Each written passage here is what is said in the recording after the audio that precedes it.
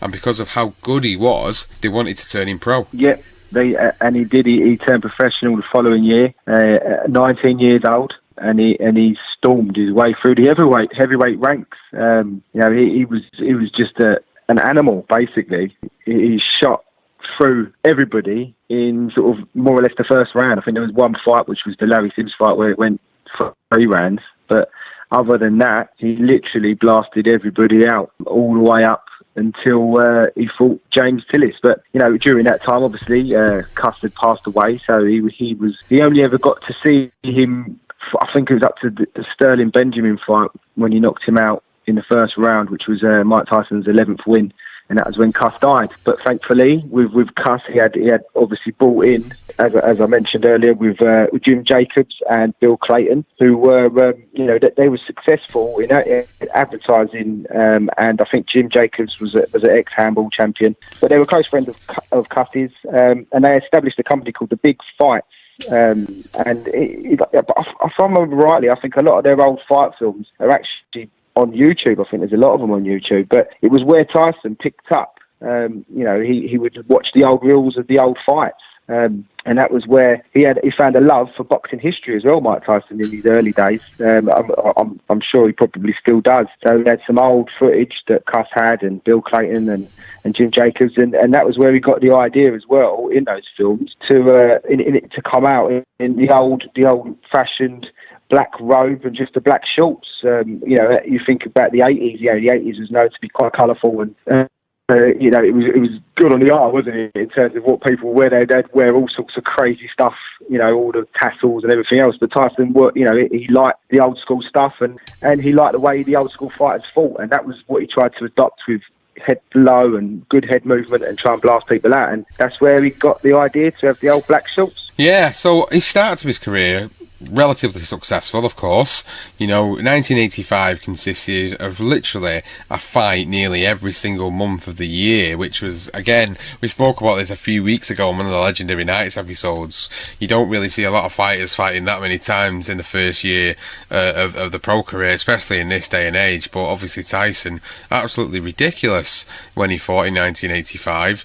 The amount of fights he was involved in, and they were all quick fire fights. So that was the thing, because he was knocking people out for fun, it was easy for him just to get back in the ring really quickly, because he'd hardly broke a sweat beating half of these guys that he was in the ring with. So the first year as a pro, great success. Obviously Cuss died, massive effect on him. Going into 1986 was really where we started to see him come to the forefront of the heavyweight division, really. So he starts to get in there in his first televised fight against Jesse Ferguson.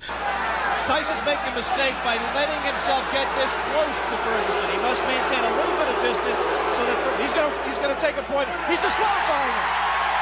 He disqualified Jesse Ferguson for clinching and refusing to break when ordered. He had warned him earlier in this round. Jesse Ferguson refused to break.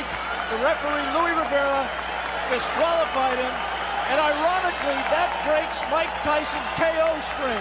That will go down in the books as a win disqualification. It will not be his 18th straight knockout. One of the dubious distinctions of the year. Jesse Ferguson becomes the first of Mike Tyson's 18 professional opponents not to suffer a knockout. And he did it by almost forcing the referee, Luis Rivera, to disqualify him.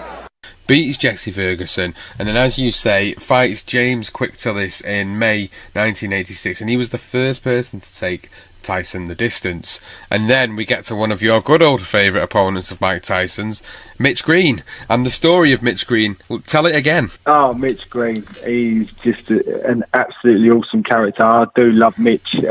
He's off his head, he's eccentric as you like. But yeah, Mitch Green, the problem always stemmed from the fact that Mike Tyson reportedly received $250,000 for their fight, whereas Green only made $30,000, and it was actually at the weigh-in the day before of the bout that Green threatened to pull out of the fight, wanting more money, and he basically never let go of it his whole entire life. So in the end, basically, obviously the fight went on. Mitch Blood Green was always partial to a bit of God knows what he was smoking. He was smoking some sort of all sorts. And yes, later on in his career there was an altercation with Mike Tyson in Dapper Dan's clothing store, where Mike Tyson knocked him out, which was actually before Frank Bruno fight, which we'll probably move on to sooner or later.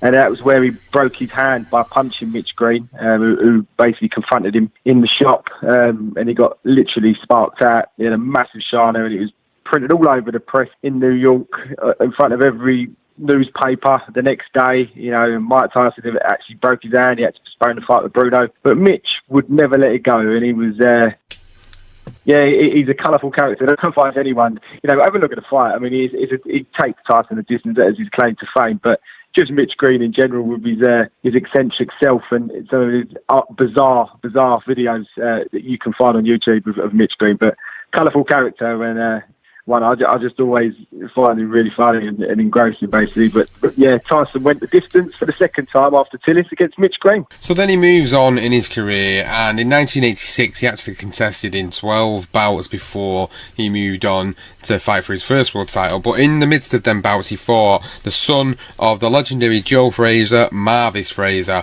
in the midst of that. So he beat Marvis Frazier quite handily, and then he beat Jose Ribalta and Alfonso Ratliff before getting his shot at the World Heavyweight crown, the WBC title, at the Hilton Hotel in Las Vegas against Trevor Berbick, making his second appearance on the Career Profile series. Obviously, we spoke about Trevor beating Muhammad Ali in his final fight of his career, what was a sad affair, but Trevor Berbick in 1986 was the WBC heavyweight champion of the world, and Mike Tyson went in there and absolutely blew him away to become the youngest ever heavyweight champion at just the age of 20 years old.